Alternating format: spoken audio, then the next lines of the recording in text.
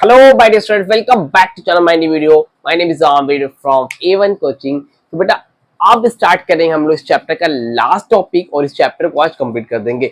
सबसे last topic हमारा chapter का, इसका नाम है माइक्रो इकोनॉमिक्स। और माइक्रो इकोनॉमिक्स ये आपके जो थर्ड मंथली एग्जाम है, यूनिट टेस्ट वगैरह पहला एग्जाम होता है, उसमें ये क्वेश्चन अक्सर पूछा जाता है कि डिफरेंस क्या होता है माइक्रो इकोनॉमिक्स में और मैक्रो इकोनॉमिक्स में। ठीक है, तो इकोनॉमिक्स को हम लोग दो पार्ट में पढ़ते हैं, दो पार्ट में करके पढ़ते हैं। पहला है माइक्रो, दूसरा है मैक्रो इकोनॉमिक्स। बहुत इंपॉर्टेंट कॉन्सेप्ट है, वो अच्छे से समझना ताकि आपको जो बेसिक है अच्छे से माइंड में क्लियर रहे।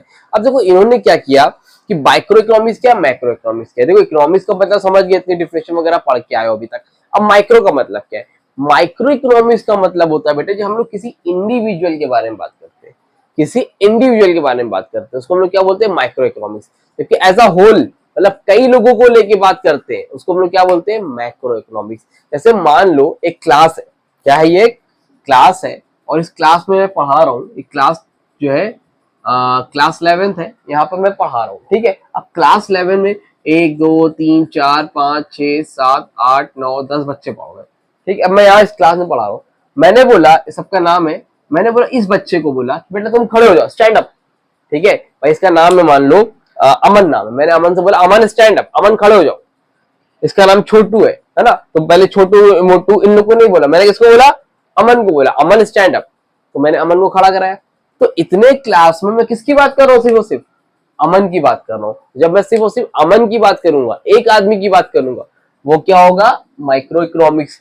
लेकिन जब मैं इसी क्लास में बोलूं stand up to all of you, सारे लोग खड़े हो जाओ, सबकी बात हो रही है, सबकी बात हो रही है, एज अ होल पूरा नेशन लेके बात हो रही है, वो क्या हो जाएगा?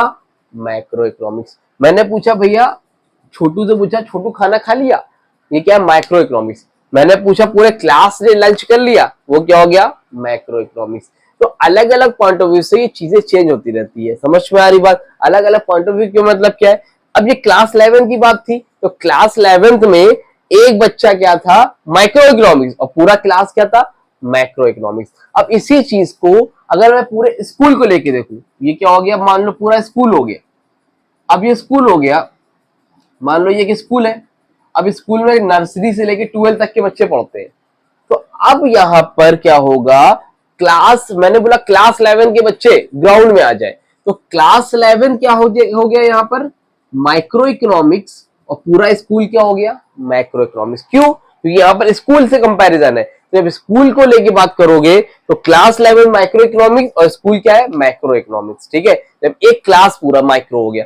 अगर इसी को थोड़ा और बड़ा करें, मैं भाई प्रयागराज से बिलोंग करता हूं, मैंने बोला प्रयागराज में जितने भी स्कूल है, प्रयागराज में बहुत सारे स्कूल है, तो प्रयागराज में जो हमारा गर्ल्स हाई स्कूल है, जीएचएस है, वहां के स्टूडेंट्स आ जाए, तो मैं प्रयागराज के सारे स्कूल की बात होगी तो मैक्रो इकोनॉमिक्स, और सिर्फ एक स्कूल की बात होगी तो माइक्रो इकोनॉमिक्स। ये हो गया आपके सिटी के पॉइंट ऑफ व्यू से। अब मैं स्टेट के पॉइंट ऑफ व्यू से बात करूंगा, तो स्टेट के पॉइंट ऑफ व्यू में प्रयागराज आपका हो जाएगा माइक्रो इकोनॉमिक्स, और आपका पूरा स्टेट यानी कि यूपी हो जाएगा मैक्रो इकोनॉमिक्स। समझ में आ रही बात? और जब देश के पॉइंट ऑफ व्यू होगा, नेशन, तो वहां पर आपका यूपी हो जाएगा माइक्रो इकोनॉमिक्स, और आपका इंडिया हो जाएगा मैक्रो इकोनॉमिक्स। कुछ बात समझ में आ रही है? तो ये अलग अलग चीजों पे अलग अलग एडजस्ट होता है, इस तरह से आपको समझना हो किस तरह से किस लेवल पे बात हो रही है। तो माइक्रो इकोनॉमिक्स में इंडिविजुअल की स्टडी करते हैं, कि मैक्रो इकोनॉमिक्स में एज अ होल लेके पूरा ऑल कंजम्पशन, ऑल इनकम है ना, ऑल पॉपुलेशन। यहाँ पर इंडिविजुअल की बात होती है, एक हाउस होल्ड को लेके, यहाँ पर सबको लेके, पूरे देश के लेके बात होती है। इसको हम लोग बोलते हैं मैक्रो इकोनॉमिक्स, इसको हम लोग बोलते हैं माइक्रो इकोनॉमिक्स। आई होप आपको क्लियर हो गया होगा। अब ये डिफरेंस जो बता रहा हूँ, देखो स्क्रीन पे आ रहा होगा, उसको याद करके जाना, पेपर में अक्सर पूछा जाता है। माइक्रो इकोनॉमिक्स और मैक्रो इकोनॉमिक्स क्या डिफरेंस है? तो पहला है बेसिस ऑफ डिस्ट्रिक्शन में मीनिंग। तो मीनिंग में लिखा है micro economics the study of individual economic units of an economy such as consumer, producer etcetera. Micro study है किसकी? इंडिविजुअल इकोनॉमी यूनिट्स की। ठीक है, इंडिविजुअल की स्टडी करते हैं, जैसे हम लोग कंज्यूमर, प्रोड्यूसर एक्सेट्रा। ठीक, लेकिन मैक्रो इकोनॉमिक्स किसकी स्टडी है? Macro economics study of economy as a whole. किसकी है? Economy as a whole, and its aggregate such as national income, total consumption, general price level etcetera. मतलब यहाँ पे क्या आता है बेटा?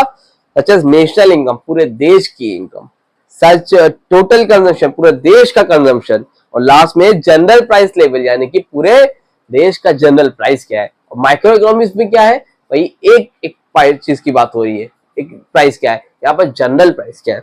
दूसरा डिफरेंस स्कोप, तो micro economics primarily concern with the determination of relative price of good, that is price of goods individually. अलग अलग प्राइस ऑफ गुड्स मतलब इंडिविजुअली किसी गुड्स का प्राइस क्या है, ठीक है।